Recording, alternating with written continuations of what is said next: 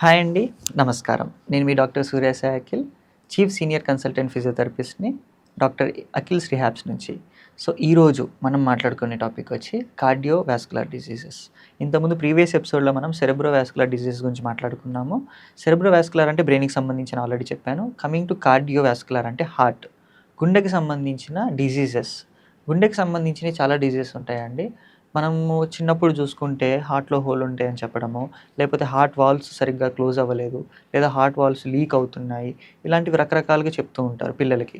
పెద్దవాళ్ళకి గూడా ఒక వయసు వచ్చాక, అంటే ఒక వయసు అయ్యాక పేస్ మేకర్స్ వేయడము, లేకపోతే హార్ట్‌కి సంబంధించిన స్ట్రోక్స్ రావడము, మైల్డ్ స్ట్రోక్ అని, లేకపోతే సివియర్ స్ట్రోక్ వచ్చిందని, ఫస్ట్ స్ట్రోకు, సెకండ్ స్ట్రోక్ అని ఇలా రకరకాలుగా చెప్తూ ఉంటారు మీకు.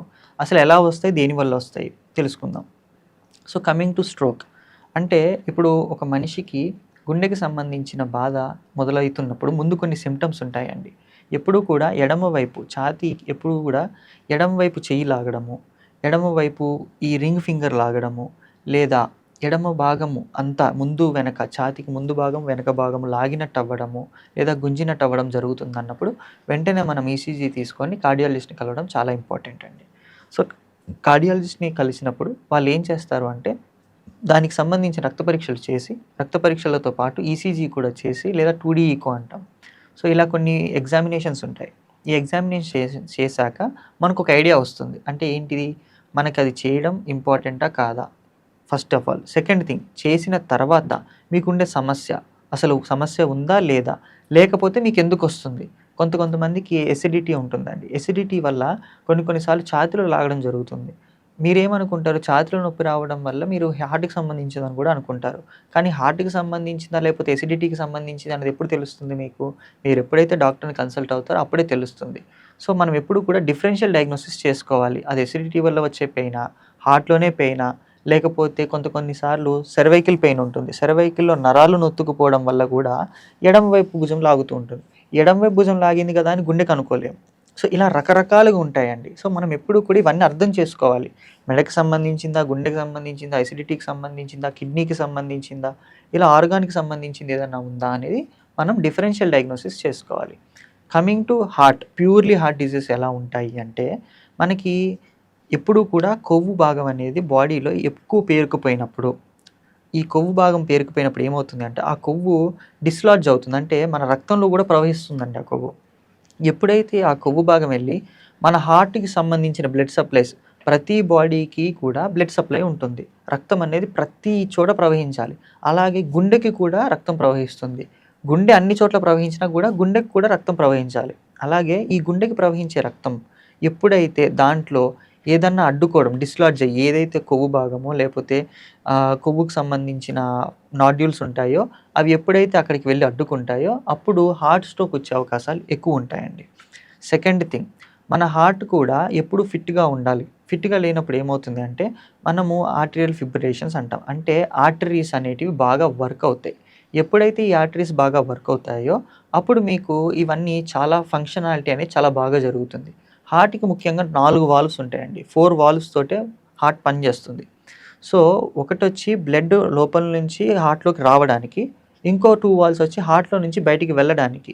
సో, ఇదేం చేస్తుందంటే ఇంప్యూరిఫైడ్ బ్లడ్, అంటే మన బాడీలో ఉండే చెడు రక్తాన్ని ఆక్సిజనేటెడ్, అంటే మనం తీసుకునే శ్వాస ద్వారా దాన్ని ప్యూరిఫై చేసి బయటికి తీసుకెళ్ళి రక్తం అంతా బాడీకి ప్రవహించేలా చేస్తుంది. సో, ఈ ప్రక్రియలో ఏ ఒక్క వాల్వ్ దెబ్బతిన్నా, ఏ ఒక్క వాల్వ్ డ్యామేజ్ అయినా అప్పుడు మనం దానికి సంబంధించిన రిపేర్‌లు చేస్తారు. సో, ఇవన్నీ జరిగేది ఎక్కడ అంటే కార్డియోవాస్కులర్ సర్జన్స్ చేస్తారు ఇవన్నీ. సో, కార్డియోవాస్కులర్ సర్జన్స్ ఏం డీల్ చేస్తారు అంటే ఇవి. మనకి ఎప్పుడైతే కొవ్వు పేరుకుపోవడము, లేకపోతే వాల్వ్స్ దెబ్బతినడము, లేకపోతే పేస్ మేకర్‌కి సంబంధించి ఇలా ఉన్నప్పుడు వీటికి సంబంధించినవన్నీ తీసుకుంటారు. సో, ఇప్పుడు కమింగ్ టు ఫిజియోథెరపీ. మరి ఫిజియోథెరపీలో దీనికి దానికి ఏంటి సంబంధం అంటారా?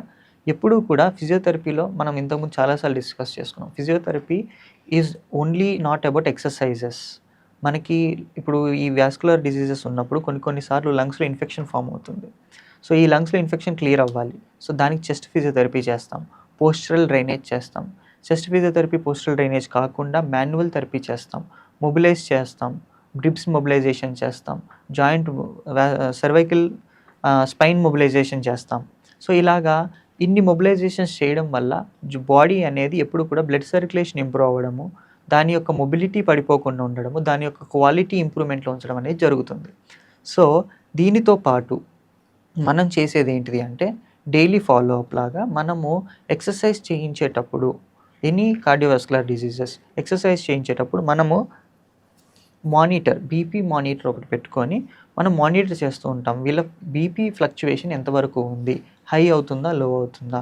హై అయితే ఎంతవరకు వెళ్తుంది? ఏ యాక్టివిటీలో పెరుగుతుంది? మనం ఏం చేస్తాము అంటే ఫర్ ఎగ్జాంపుల్ నా దగ్గరికి ఒక పేషెంట్ వచ్చారు. హార్ట్‌కి సంబంధించిన డిసీజెస్ ఉన్నవాళ్ళు. సర్జరీ అవ్వకపోయినా బిఫోర్ సర్జరీ అయినా సరే. బిఫోర్ సర్జరీ వచ్చినప్పుడు ఏం చేస్తాము అంటే మేము ఒక ఎగ్జామిన్ చేస్తామన్నమాట. ఒక 6 మినిట్ వాక్ టెస్ట్ అని, లేకపోతే ట్రెడ్‌మిల్ టెస్ట్ అని ఇట్లా కొన్ని టెస్టులు చేస్తాము. చేసి మేము ఏం చేస్తామంటే ఆయన యొక్క అవుట్‌పుట్ ఎంతుంది? అవుట్‌పుట్ ఏంటి? ఇన్‌పుట్ ఏంటి? ఆయన ఎంతవరకు చేయగలుగుతున్నారు? ఆయన కెపాసిటీ ఏంటి? మజిల్ యొక్క స్ట్రెంగ్త్ ఏంటి? సో, మాన్యువల్‌గా ఇవన్నీ చెక్ చేశాక, ఒక అసెస్మెంట్ చేశాక, దానికి ఇండివిడ్యువల్‌గా ఆయనకి రిక్వైర్మెంట్‌కి తగ్గట్టుగా ఒక ప్రోటోకాల్ డిజైన్ చేస్తాం. ఎలాంటి ఎక్సర్‌సైజెస్ చేయాలి? ఏమేమి ఎక్సర్‌సైజెస్ చేయాలి అనేది. సో, అలా డిజైన్ చేసి దానికి తగ్గట్టుగా మేము ట్రీట్మెంట్ ప్రొవైడ్ చేస్తాం. ఒకవేళ సర్జరీ అయ్యింది. Any kind of cerebrovascular surgery తర్వాత వచ్చే కాంప్లికేషన్స్‌ని ప్రివెంట్ చేయడం కోసం దానికి తగ్గట్టుగా ఆ పేషెంట్‌కి ఏదైతే సర్జరీ జరిగిందో ఎందుకంటే severity of injury or severity of disease.